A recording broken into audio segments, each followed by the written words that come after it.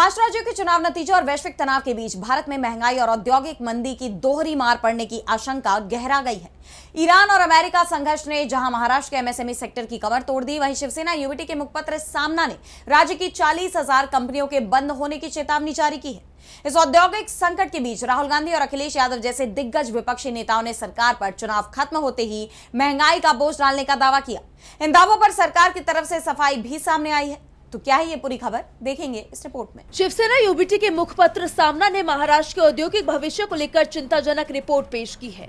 इस रिपोर्ट के मुताबिक ईरान अमेरिका टकराव ने वैश्विक सप्लाई चेन को पूरी तरह अस्त व्यस्त कर दिया है। मुखपत्र में दावा किया गया है कि इसका सीधा असर महाराष्ट्र के एमएसएमई सेक्टर पर हुआ है। मुखपत्र में लिखा गया है कि इस वजह से कच्चे माल, खासकर पेट्रोकेमिकल, गैस और कांच की भारी किल्लत हो गई है।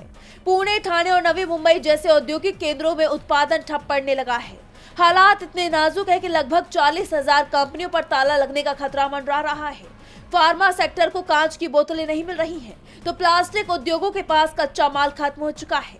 इसी संकट के बीच कांग्रेस सांसद राहुल गांधी ने केंद्र सरकार पर तीखा हमला बोला है।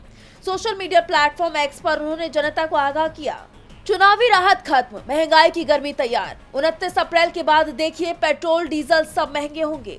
जब तेल सस्ता था, मोदी सरकार ने अपना मुनाफा रखा। अब महंगा है तो बोझ आप पर डालेगी। सस्ते की लूट मचाती सरकार, जनता को बस महंगाई की मार। राहुल के इन हमलों पर पेट्रोलियम मंत्रालय की जॉइंट सेक्रेटरी सुजाता शर्मा ने सफाई दी है। सरकार का दावा है कि फिलहाल तेल की कीमतें बढ़ाने का कोई प्रस्ताव नहीं है। देश में स्टॉक की कोई कमी नहीं है और स्थिति पर नजर रखी जा रही है। अब सवाल यही है कि क्या सरकार अपने वादे पर टिकी रहेगी या विपक्ष की आशंकाएं सच साबित होंगी। इसका खुलासा तो आने वाले दिनों में हो जाएगा। इस बीच सपा प्रमुख अखिलेश यादव ने भी राहुल गांधी के सुर में सुर मिलाया है। उन्होंने कहा कि चुनाव खत्म होते ही सरकार जनता की जेब काटने का हिसाब लगाने लगेगी। चुनाव खत्म होते ही आज की रात,